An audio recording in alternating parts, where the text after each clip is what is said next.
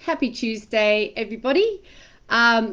Today we are going to finish up our topic for this month, female fitness myths, and we're discussing movement screening today and how it might change whether you're assessing the average male body or the average female body.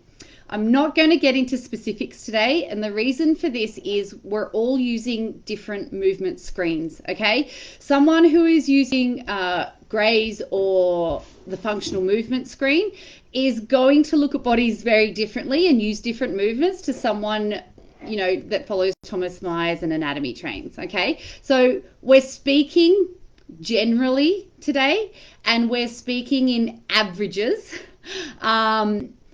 This is not specific advice. So all of you personal trainers have the skills to look at bodies and notice patterns, okay? But there is such a thing as confirmation bias. Now, confirmation bias is where we deliberately look for data that confirms our beliefs, okay? So if you've always believed that men and women move the same, that women are just essentially smaller and otherwise the same, then that's what you're going to see.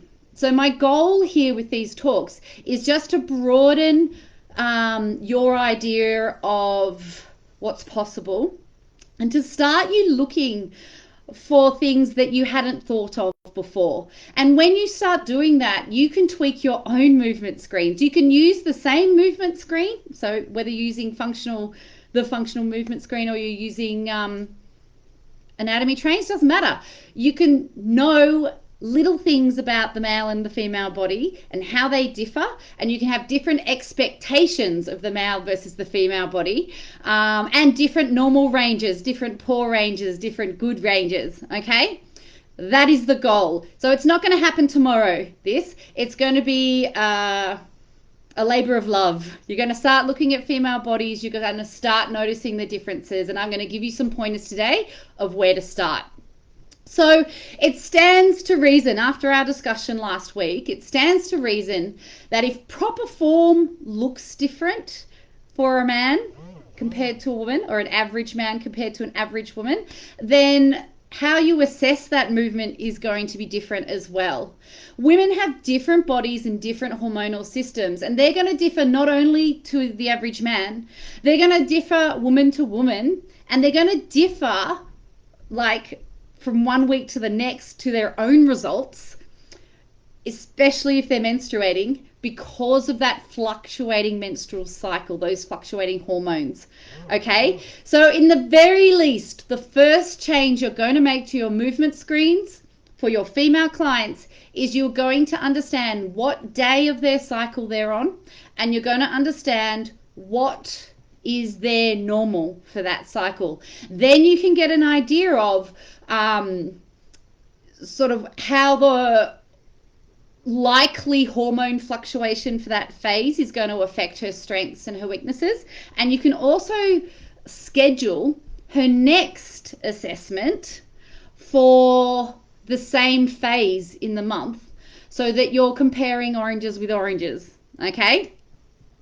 In addition, okay, generally, women are more mobile. So, you know, we our normal ranges, say in a sit and reach test, okay, to keep it simple, our normal ranges are going to be much closer and further than our toes than our male counterparts, okay? We are generally less stable. Some of that is because of our different physiology. Some of that's because of our different hormonal profile. It doesn't actually matter. But normal and good for us in a balance exercise, say standing on one leg with your eyes shut, touching your nose, is going to be different for women than it is for men, okay? And probably you're going to uncover a priority in your training that will be different for women than for men. Women are generally smaller across our upper bodies. So while a normal weight might be lighter, because we're more mobile, we're probably going to be better able to move it through a greater range of movement.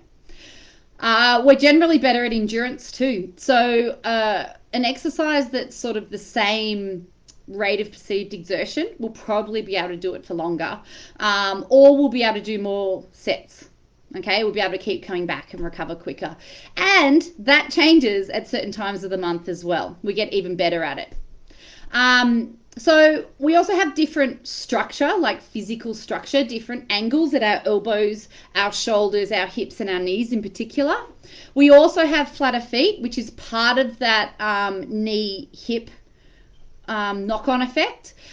Some of it goes down. We generally have wider hips, so that's part of the different angles as well.